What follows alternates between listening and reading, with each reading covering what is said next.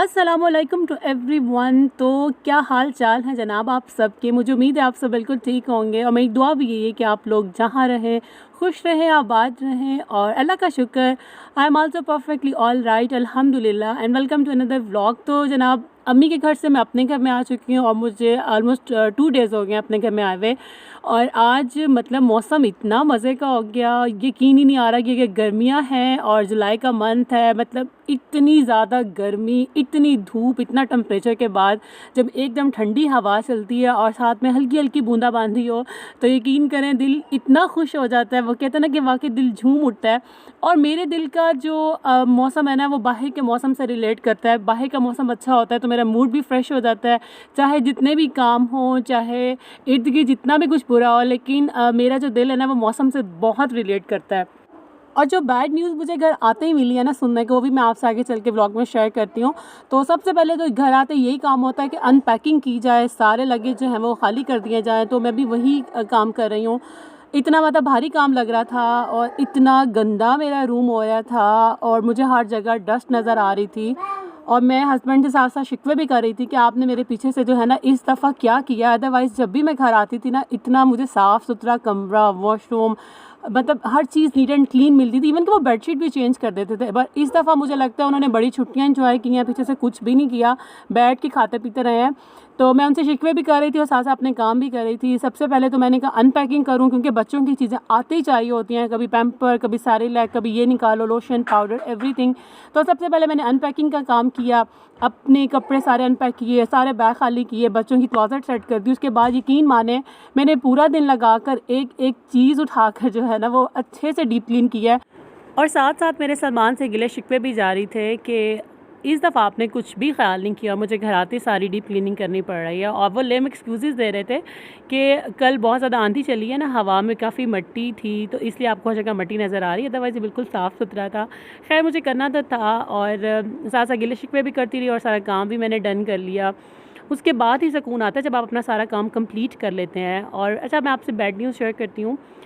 तो जनाब bad news ये है कि जो मेड मेरे कपड़े वॉश करती थी ना लॉन्ड्री, उसने मुझे जवाब दे दिया। उसने कहा कि अब मैं आपके कपड़े वॉश नहीं करूँगी, इस मंथ से आप खुद ही अपने कपड़े वॉश करें, खुद ही मैनेज करें। तो ये मेरे लिए एक बड़ी बैड न्यूज़ थी कि यार ये क्या हो गया, छोटे बच्चों के साथ मैं कैसे मैनेज करूँगी। तो ये सारे कपड़े जो मैंने खुद अभी वॉश किए हैं, कुछ मैं छोड़ कर गई थी, कुछ आती बेडशीट वगैरह, सोफ़ा कवर रिमूव करना पड़ा। तो जब उसने मुझे इनकार किया ना, फिर मैंने सोचा कि इससे ज़्यादा हो जाएंगे तो मैं इसे खुद वॉश कर लूँ। और लेकिन ये मुझे बहुत मुश्किल लग रहा है मैनेज करना। और एकदम से आप न्यू मेड भी हायर नहीं कर सकते हैं क्योंकि इसको ढूंढना भी बहुत मुश्किल काम होता है। अब इंशाल्लाह ईद गुजर जाए तो मैं न्यू मेड का भी बंदोबस्त करती हूँ, तब तक के लिए ख़ुद काम चलाना पड़ेगा।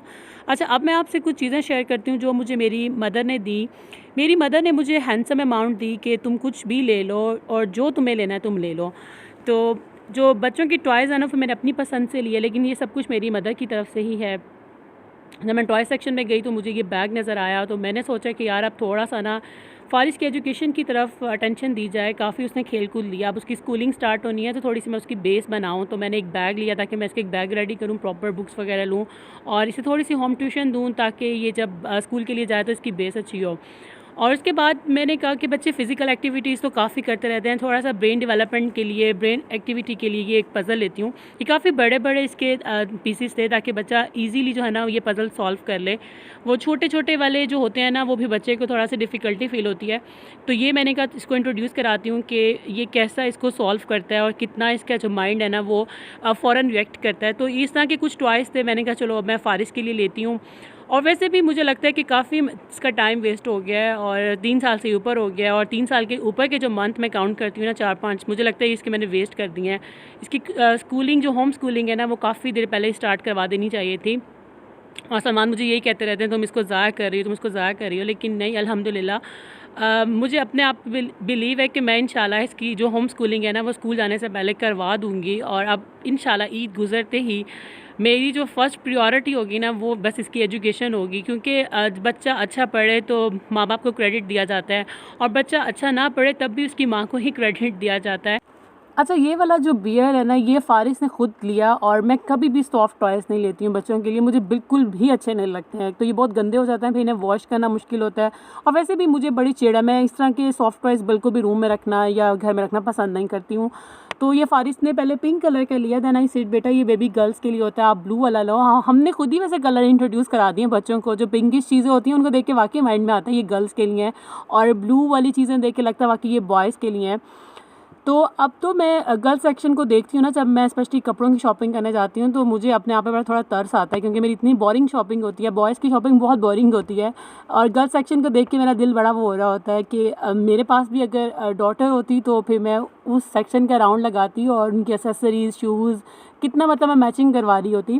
खैर अल्लाह का हर हाल में शुक्र अदा करना चाहिए, एंड अल्हम्दुलिल्लाह I am very happy to having 2 baby boys माशाल्लाह माशाल्लाह। और यहाँ मैं बच्चों के साथ थोड़ा खेलना स्टार्ट हो गई थी। मैंने कहा जहाँ हर चीज़ की अनपैकिंग की है, इन टॉयज़ की भी अनपैकिंग करते हैं और देखते हैं। मतलब मैंने ज़्यादा टॉयज़ पे इन्वेस्ट नहीं किया था और मैंने काफ़ी अमाउंट बचा ली थी, मुझे था कि मैं अब कुछ और अच्छा सा लूँगी, लेकिन मैंने मतलब हल्के फुल्के बच्चों को टॉयज़ दे दिए थे ताकि इनको भी थोड़ा सा चेंज लगे और बच्चों की भी चीज़ें थोड़ी चेंज करते रहे ना, तो वो ज़रा अपनी टॉयज़ के साथ खेलते रहते हैं, वरना वो एक ही चीज़ के साथ बोर हो जाते हैं और फिर तंग तो उन्होंने माँ को ही करना, तंग होती भी माँ ही है। तो ज़रा न्यू टॉयज़ होते हैं ना तो बच्चे उसमें काफ़ी तवज्जो देते हैं। और थैंक यू सो मच अम्मी, आपने इतना कुछ किया मेरे लिए। और माएँ ही हैं जो अपनी बेटियों का ख़्याल करती हैं, यकीन करें। मतलब पेरेंट्स दोनों अच्छे होते हैं, लेकिन आप शादी के बाद you feel huge difference between mother and father, क्योंकि फ़ादर का प्यार और केयर और होती है, माँ की बाकी टोटल डिफरेंट होती है अपनी बेटियों के लिए। और अम्मी को इतनी फ़िक्र थी, उन्होंने मुझे आते हुए जो एक बेकरी आइटम भी लेके दिया, केक क्रस्ट ड्राई वाले, ताकि वो सब फैमिली वाले खाएं। वो हमने इवनिंग टाइम में इंजॉय किए और मुझे उसका क्लिप लेना था, लेकिन जब मैंने देखा वो डब्बा खाली हो चुका था। और फिर अम्मी ने साथ मुझे अमाउंट भी दी। और मतलब माँओं को बहुत फ़िक्र होती है कि बेटियों ने जाना है, बेटियाँ बिल्कुल भी खाली हाथ ना जाएँ, चाहे वो अपने घर में कितनी भी रिच हों, लेकिन माँ कहती है कि मैं अपनी बेटी को अपने घर से खाली ना लौटाऊँ। और घर आके मुझे अम्मी की भी बड़ी याद आ रही थी, और मैं जब इन चीज़ों को अनबॉक्स कर रही थी और मैं बच्चों को बता रही थी ये आपकी नानों ने लेके दिए हैं, तो और साथ मैंने बोला कि आप नानों को थैंक यू भी बोल दें। तो ये रिश्ते बड़े प्यारे होते हैं यार, जिनकी नानों हैं अल्लाह उन सबकी नानों को सलामत रखे, जिनके नाना दादा दादी अल्लाह सबको सलामत रखे, और जिनकी दुनिया से जा चुके हैं अल्लाह उनको आगे जन्नतुल फिरदौस में आला मकाम अता करे। और अच्छा, बच्चों के साथ माँ भी बिल्कुल बच्चा बन जाती है और बड़ा मज़ा आता है यार इन चीज़ों को इंजॉय करने का। बस बच्चे रो ना रहे हो, बच्चे तंग ना कर रहे हो, अदरवाइज़ बच्चे वाकई कमरे की रौनक होते हैं। और ये वाला अम्मी ने मुझे एक सूट दिया, लाइक ये जेंट्स का बड़ा सूट है, लेकिन ये अम्मी ने बोला कि तुम छोटे दोनों होगी ना शलवार कमीज़ बनवाना ईद के लिए ना, फर्स्ट डे के लिए। इतना अच्छा फैब्रिक है इसका, ये कोई सिल्क है, कॉटन सिल्क टाइप है। और मैं बिल्कुल भी बच्चों के कपड़े बनवा के वाइट वाले ये वेस्ट नहीं करूँगी, क्योंकि बच्चों के जो सफ़ेद कपड़े होते हैं ना यार, वो 2 दिन में उस पर इतने ज़्यादा स्टेन्स लगा देते हैं, वो वॉश होने के बाद भी वो पुराना लगता है। तो मैंने ये तो रख लिया कि मैं अपने ट्राउज़र या अपना कोई इस तरह का शलवार टाइप जो है ना, वो किसी भी शर्ट के साथ वाइट वाला चाहिए होगा तो मैं यही स्टिच करवाऊँगी, क्योंकि इसका बहुत अच्छा फैब्रिक है और ये बहुत अच्छा लगेगा स्टिच होकर, बिल्कुल ये लगेगा जैसे रेडी टू वेयर लिया है। तो मैं बच्चों पे तो बिल्कुल ज़ाया नहीं करने वाली। अच्छा, ये एक कंटेनर मुझे अम्मा ने दिया है, ये आई थिंक होल्डर है जिसमें आप अपने एप्लीकेटर, अपने ब्रशेस वगैरह, अपनी कॉम कुछ भी आप रख सकते हैं। अच्छा, ये एंटीक टाइप लग रहा था, ये डेकोरेशन के लिए भी यूज़ किया जा सकता है, लेकिन मैं इसको अपनी ड्रेसिंग की ज़ीनत बनाऊंगी और इसमें अपने ब्रशेज़ और एप्लीकेटर वगैरह जो मुझे रखना होगा वो इसमें रखूँगी। और आप लोग बताएं आपको सब कुछ कैसा लगा, और आप सबको याद आ गई अपने मेके की, अपनी मदर की। ज़ाहिर आई होप जो बेटियां भी जाती हैं और उनकी माएँ भी उन्हें बहुत कुछ देती होंगी, और मेरे पास अभी भी अल्हम्दुलिल्लाह इतनी अमाउंट बच गई कि मैं अपनी अच्छी शॉपिंग कर सकूं। तो अब ज़ाहिर है बाकी इन्वेस्टमेंट तो मैं अच्छी जगह पर ही करूँगी, और इंशाल्लाह ईद के बाद ही प्लान करेंगे कहीं जाने का, क्योंकि काफ़ी थोड़ा टाइम रह गया, और ईद के लिए तो जो हल्का फुल्का लेना था वो ले लिया। और घर आकर इतना मतलब सैड लग रहा था, तो सलमान ने मुझे फ़ोर्स किया शाम को कि तुम मेरे साथ पार्क चलो। और ये भी मेरे लिए एक बड़ी गुड न्यूज़ है कि मेरे हस्बैंड ने जो है ना वो प्रॉपर वॉक स्टार्ट कर दिया है, और मेरे पीछे से जनाब पूरा हफ्ता जो है ना वो वॉक पे जाते रहे इवनिंग टाइम में। तो आज उन्होंने बोला कि तुम भी मेरे साथ चलो, तुम वहाँ बच्चों को लेके बैठ जाना, बच्चे अपना थोड़ा सा वो एक्टिविटी कर लेंगे और मैं अपनी वॉक कर लूँगा। हस्बैंड तो खैर फ़ौरन वॉकिंग ट्रैक पे चले गए थे, तो मेरा बिल्कुल भी दिल नहीं था कि मैं उठूँ। मैंने ज़ाहिर घर में इतना डीप क्लीनिंग और इतनी अनपैकिंग की थी, तो मैं आराम से अपना जो है ना वो अपना चिप्स एंजॉय कर रही थी। और फ़ारिस को मैंने जो झूले वाला सेक्शन है उधर भेज दिया था, और छोटा मेरे साथ बेंच पे ही था। तो मुझे अम्मी याद आ रही थी, शाम का टाइम था, इधर बस मगरिब की अज़ान होने ही वाली है, और एकदम ज़िंदगी ट्विस्ट खाती है, चेंज हो जाती है। लाइक अम्मी के घर की टोटल डिफरेंट रूटीन, अपने घर आके आप फिर से रिस्पॉन्सिबल बन जाते हैं, फिर से ज़िम्मेदारियाँ आ जाती हैं। तो बस मैं यही सोच रही थी क्या ज़िंदगी, और माँ इतनी याद आ रही होती है कि अम्मी यार अकेली होंगी, अम्मी उदास हो रही होंगी, और हम कैसे बाहर निकल आते हैं लेकिन अम्मी तो बस एक जगह बैठी रहती हैं। और बस उन्होंने वही नमाज कुरान को अपनी एक्टिविटी बनाया हुआ है। अल्लाह पाक उन्हें बहुत सेहत दे। अम्मी आप हमेशा खुश रहें, बहुत खुश रहें, अल्लाह आपको सेहत वाली ज़िंदगी दे।